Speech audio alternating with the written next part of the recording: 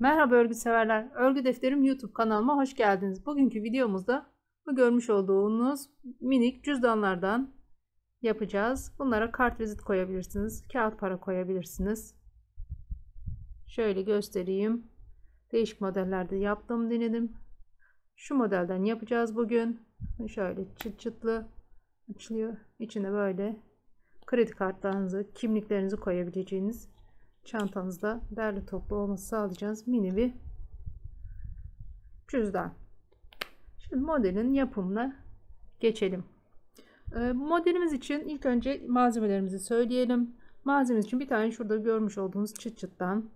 Şöyle süslemek için ben böyle bir elimde minik bir dantelim vardı. Bununla süslüyordum ama farklı bir süsleme de istediğiniz gibi bir şey de yapabilirsiniz. Bir süsleme malzemesi tığım 3,5 numara, ipim amigurumi ipleri olarak kullanılan Nako'nun pırlanta ipi. Bugün bu turuncudan yapacağız. Dikmek için iğne, makas vesaire ufak tefek malzemeler. Bir de böyle sarısı var. Henüz bunun çıtını dikmedim. Bu da bu şekilde. Şöyle burada bir tane bir sonraki dikeceğimiz çıtımız var. Mıknatıs falan da dikebilirsiniz. Benim evde bu vardı hazırda. O nedenle çıt diktim. Yine modelimiz sık iğne üzerine kurulu bir model. Şundan başlangıcını göstereceğim. Elimde birazcık pembe ipim var. Bununla başlangıcını göstereceğim. Sonra ördüğüm hazırdan devam edeceğiz. Başlangıç için yine zincir çekerek başlıyoruz. Şöyle bir miktar 2 karış kadar kenarlarını dikmek için ipimden pay bırakıyorum. Sonra zincir çekerek başlıyoruz. Önce netleştireyim. Ben başlangıçta 21 zincir çekiyorum. Siz istediğiniz büyüklükte, her zaman söylediğim gibi ipinizin kalınlığına, tığınızın kalınlığına ve de elinizin sıklığına göre zincir sayınız değişecek. O yüzden örmek istediğiniz büyüklüğe gelecek kadar çok fazla sıkı olmayan zincirler çekin. Ben bu modelde ikisinde de 20 sık iğne yaptım. 20 sık iğne için 21 zincir çekiyoruz. Bir zincir atıyoruz çünkü başlarken. Bunlar için benim elime göre ve de tığıma, ipime göre 20 zincir yeterli oluyor. Şimdi ben bu boyutta yaptım ama siz kendi zevkinize göre istediğiniz büyüklükte yapabilirsiniz. Daha büyük ya da daha küçük bir şeyler örmek isterseniz örebilirsiniz. Evet, şimdi 20 tane sık iğne olacak. Bir tane fazladan 21 tane zincirimizi çekip başlayalım. Ben şimdi küçücük göstereceğim için azıcık çektim. Son çektiğimiz 21. zinciri atıyoruz. 20. zincire dönüp batarak sık iğnelerimize başlıyoruz. Her zincire bir tane olacak şekilde sık iğne yapıyoruz.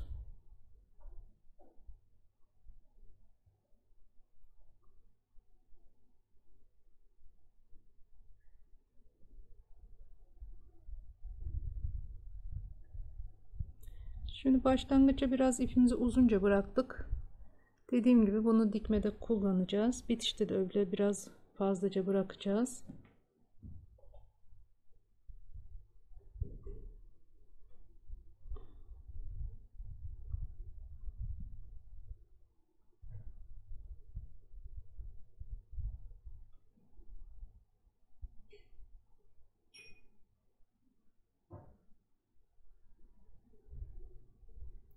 Tam 20 tane sık iğnenizi yaptıktan sonra geliyorum sona. Şu an bendeki 20 tane değil, yanlış anlaşılmasın, bunu azıcık başladım. Son zincirime de battım.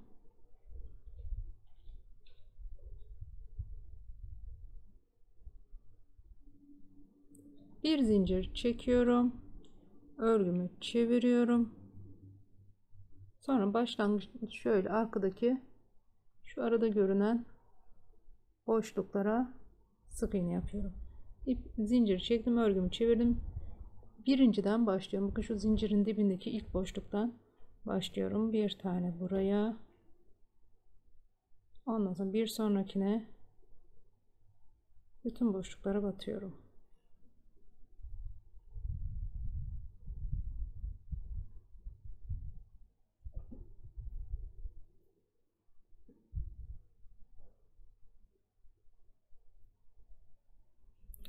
Bütün modelimiz sadece sık iğne olarak ilerliyor. Şimdi buna değişik desenler falan da uygulayabilirsiniz. Ben üzerine sadece aksesuarla süsleme yapacağım için sade olsun diye düz sık iğne yaptım. Birkaç tane farklı desenler de deneyeceğim. Onları da ilerleyen videolarda inşallah paylaşacağım. Bakın geldik sona, en sondaki sık iğneye de batıyoruz. Sıranızı sayarak gidin. Diplerde falan fazla batma olmasın. 20 ile başladıysanız 20 ile bitireceksiniz sık iğnenizi. Tekrar aynı işlem. Bir zincir çekiyorum. Örgümü çeviriyorum. En baştakinden başlayıp komple sırayla her sık iğneye bir tane olacak şekilde ilerliyorum. Şimdi modelin başlangıcı bu şekilde. Hemen ben bunun büyütülmüş haline geçelim. Oradan devam edelim. Şimdi ben şu kadar ördüm.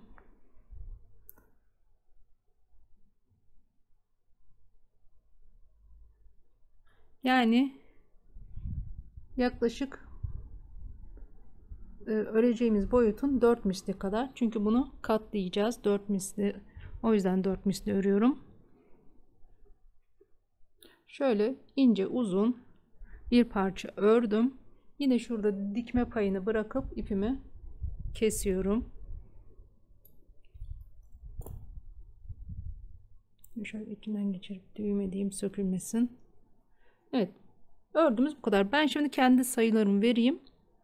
Bu şekilde, yani bu büyüklükte ve 20 tane başlayarak 58 sıra ördüm ben. Şöyle şuradan yukarıya kadar 58 sıra. Siz dediğim gibi kendi elinize göre sayısını belirleyeceksiniz. Bu şekilde benim için yeterli. Bakın bu başlangıç ipim. Köşedeki başlangıç ipi biraz iğneyle şöyle yukarıya doğru tam orta noktayı katlama yerine getirdim. Şimdi göreceksiniz. Şurada bitirdiğimiz ip. Bunu da yine uzun bıraktım. Bunları dikmede kullanacağız.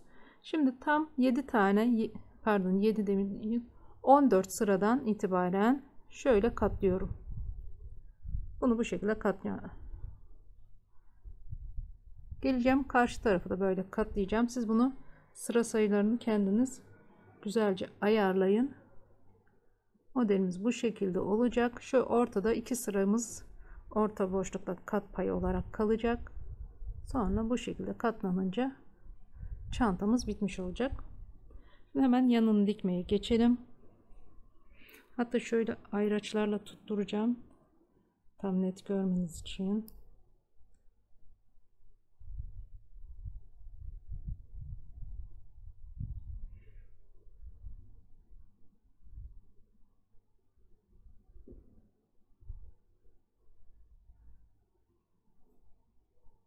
Bunu da aynı sayılarda. Bir de şöyle bir şey var. Hani birini şöyle biraz daha geniş, birini daha dar yapabilirsiniz. Ona göre sıra sayınızı ayarlarsınız. Şimdi hemen ilk önce bu tarafı dikelim.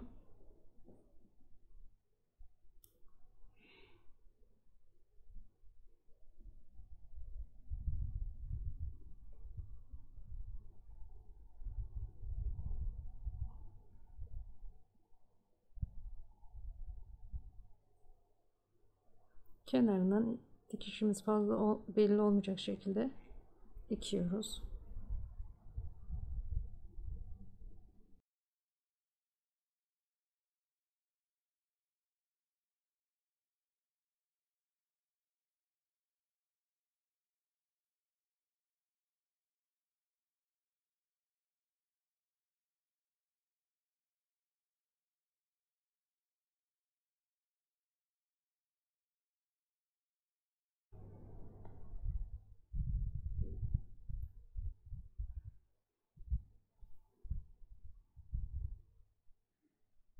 Şu son kısmı sağlam yapalım. Şimdi bir tarafı diktim. Şu ipimi koparmadan karşı sıraya geçeceğim. Orayı da dikeceğim. Burada da yine 14 sıra sayacağım. 1, 3, 5, 7, 9, 11, 13 ve 14. Bu şekilde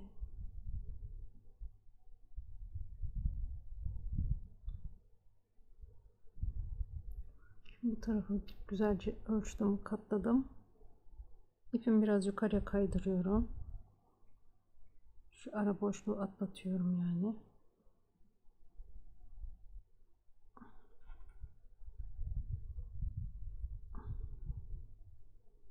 Kendi renginden iple diktiğiniz için belli olmayacak.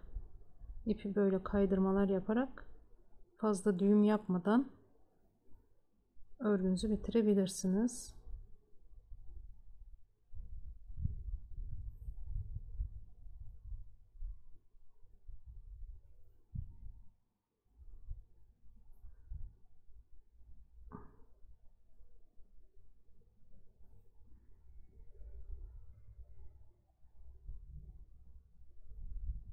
Şimdi bu tarafı yaparken süsleme kısmını içine alacağım.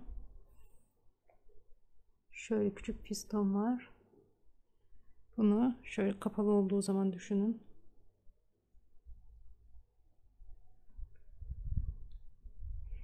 Buraya koyacağım.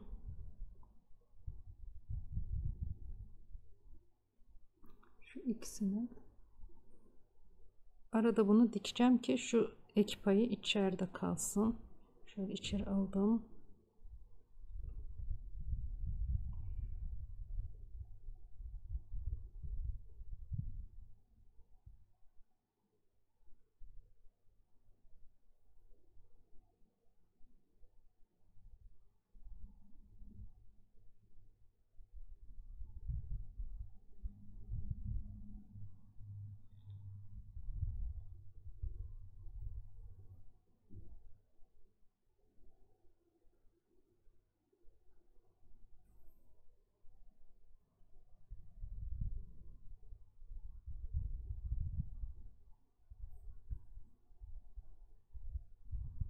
Bunu içeriye sakladık.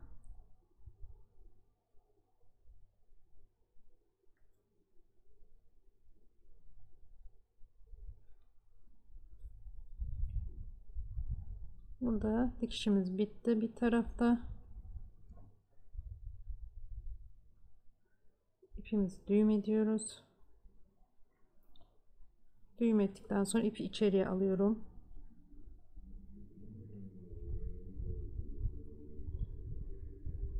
Temiz bir işçilik yapmak istiyorum arkadaşlar. Siz de örgülerinizde bu tür şeylere dikkat edin. Hep de satış yapıyorsanız, sipariş yapıyorsanız daha temiz çalışmanız gerekiyor. Şöyle ipi içeride birazcık yürütüp keseceğim.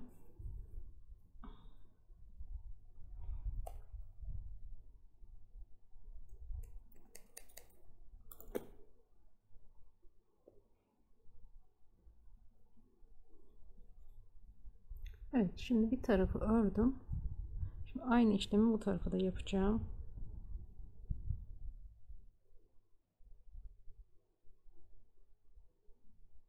Araya sıkıştırıp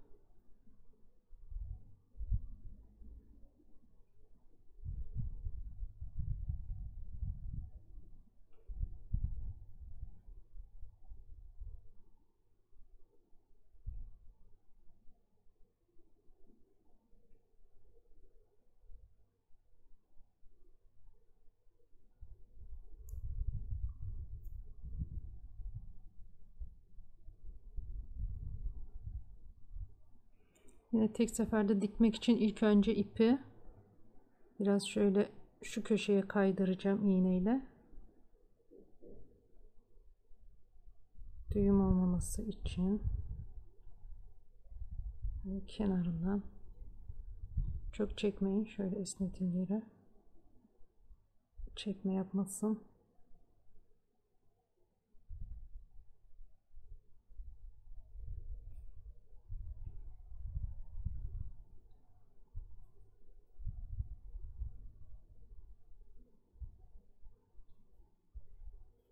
Şuradaki hizalamaya dikkat edin. Aynı hizada başladığınız hizada bitirin.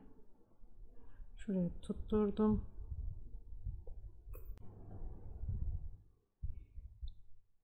Evet, şimdi pistonumuzu araya geçirdik. İpimizi de buraya taşıdık. Dikmeye devam ediyoruz.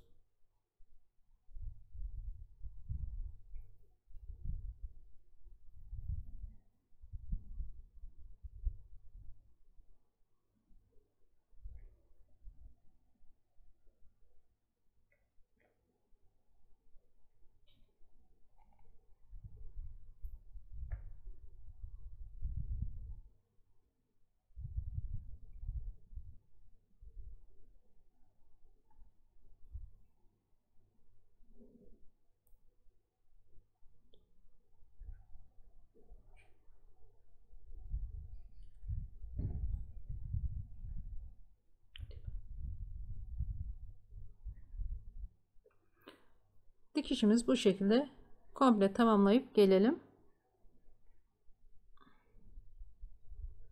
Evet, kenarlarını diktim, bitirdim.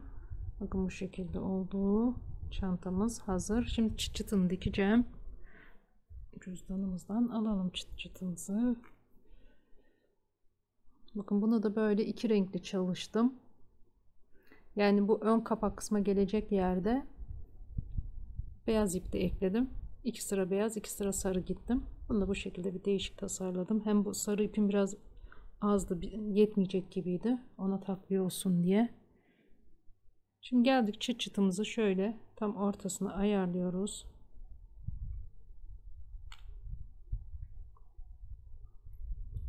Şimdi şu çıt çıtı iki parça, birini alta, buraya birini de şöyle üste gelecek şekilde ayarlayacağız, dikeceğiz. Bunu dikmek için ipimizin kendi ipimizden şöyle tellendiriyorum ipi. İnce bir tel çekiyorum içinden. Aynı renk ip olması için. Bunu başka bir iğneye saplamam gerekiyor. Bu kalın olduğu için çıt çıtın içinden geçmeyecek. İnce bir iğne alacağım.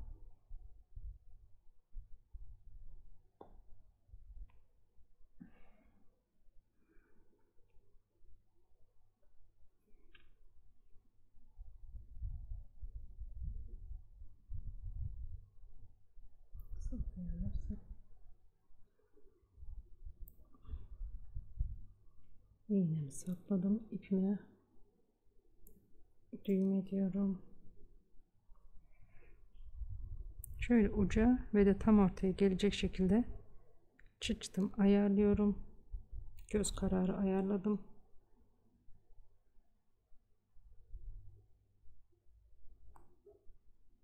Zaten bunu klasik düğme diker gibi dikeceğiz buraya.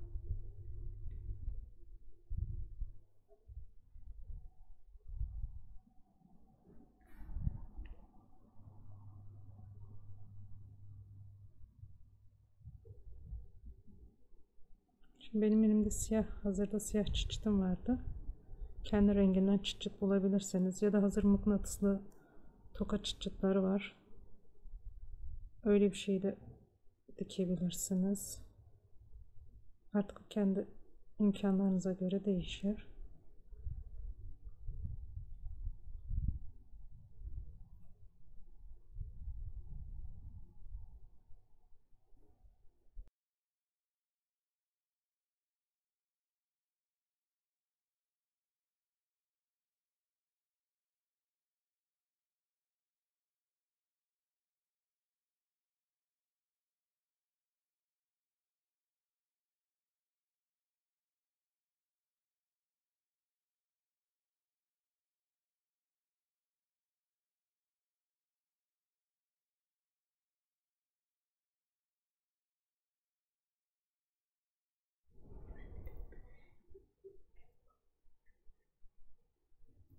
Evet, ilk tarafı diktim çıt çıtı.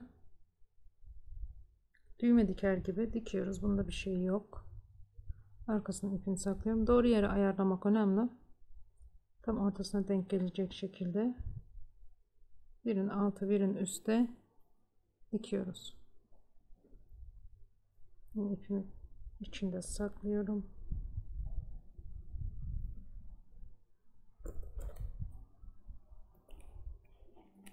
Makasımda kör.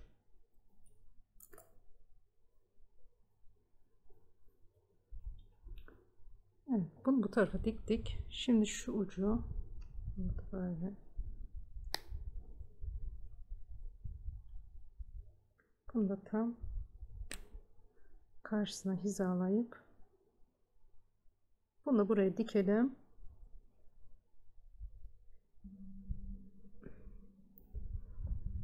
Evet, çıt çıtlarını diktim, tamamladım. Bakın bu şekilde. Artık içine kartlarımızı koyabiliriz. Bu büyüklük gayet ideal oldu. Eğer kart amacı, kart vizitlik gibi bir şey olsun diye düşünüyorsanız bu boyut tamamen ideal.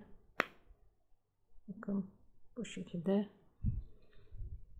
değişik modellerde, ölçülerde yapabilirsiniz. Evet hanımlar, bugünkü videomuz burada tamamlandı. Siz de bana destek olmak için kanalıma abone olup videolarıma beğeni ve yorum yaparsanız sevinirim. Bir sonraki videoda görüşmek üzere. Hoşça kalın.